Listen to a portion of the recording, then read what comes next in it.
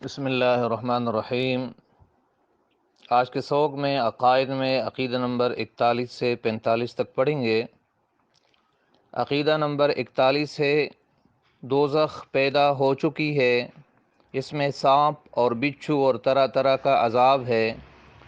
دوزخیوں میں سے جن میں ذرا بھی ایمان ہوگا وہ اپنے اعمال کی سزا بھگت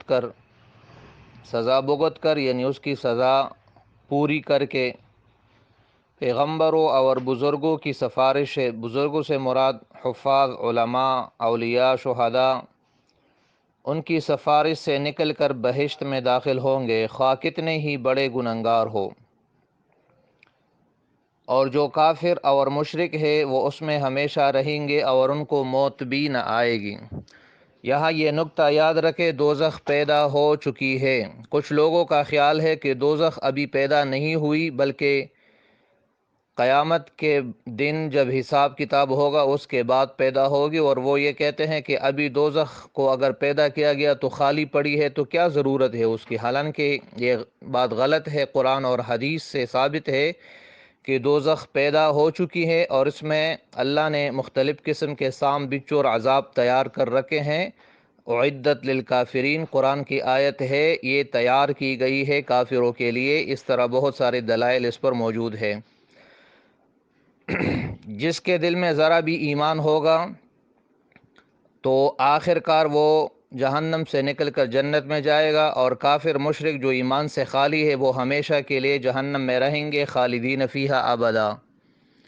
عقیدہ نمبر 42، بہشت بھی پیدا ہو چکی ہے اور اس میں طرح طرح کے چین اور نعمتیں ہیں۔ بہشتیوں کو کسی طرح کا ڈر اور غم نہ ہوگا اور وہ اس میں ہمیشہ رہیں گے، نہ اس سے نکلیں گے اور نہ وہاں مریں گے۔ یہاں بھی وہی نکتہ ہے کہ جنت بھی پیدا ہو چکی ہے۔ کچھ لوگوں کا خیال ہے کہ جنت بھی قیامت کے بعد پیدا ہوگی، حالانکہ ایسا نہیں ہے۔ جنت اللہ نے پیدا کی ہے اور اس میں مختلف قسم کی چین، نعمتیں اور راحتیں لکھ دی ہے، ایمان والوں کے لیے ہیں۔ عقیدہ نمبر 43، اللہ کو اختیار ہے کہ چھوٹے گناہ پر سزا دے دے یا بڑے گناہ کو اپنی مہربانی سے معاف کر دے اور اس پر بالکل سزا نہ دے۔ یہ نکتہ یاد رکھے، اللہ پر یہ واجب نہیں ہے کہ ہر گناہ پر ہر کسی کو سزا دے، بلکہ سزا اور جزا کا اختیار اللہ کو ہے۔ عقیدہ نمبر 44، شرک اور کفر کا گناہ اللہ تعالیٰ کبھی کسی کو معاف نہیں کرتا، اور اس کے سوا اور گناہ جس کو چاہے گا اپنی مہربانی سے معاف کر دے گا۔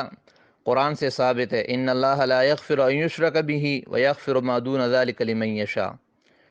شرک اور کفر اللہ کسی کو معاف نہیں کرے گا، اس کے سوا جس کو چاہے وہ چوری ہے، زنا ہے، غیبت ہے، جھوٹ ہے، جو بھی ہے، اللہ اپنی مہربانی سے اگر معاف کر دے تو کر سکتا ہے اور کر دے گا۔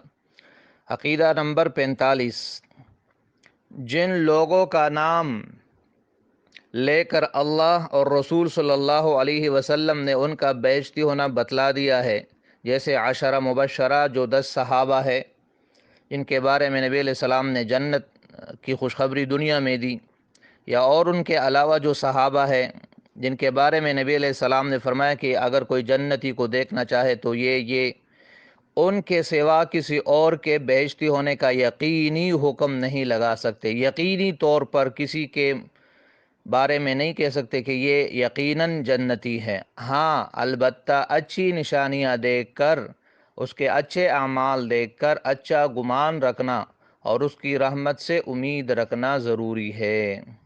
تو یہ آج کے سبق میں بتائے گئے 5 عقائد ہے، اس کو اچھی طرح ذہن نشین کر لے اور یاد کر لے، تو اور اس کے مطابق اپنے عقائد کی اصلاح کرنے کی اللہ تعالی ہم سب کو توفیق عطا فرمائے۔ صدق اللہ العظیم و صدق رسولہ النبی الکریم۔ السلام علیکم ورحمۃ اللہ وبرکاتہ۔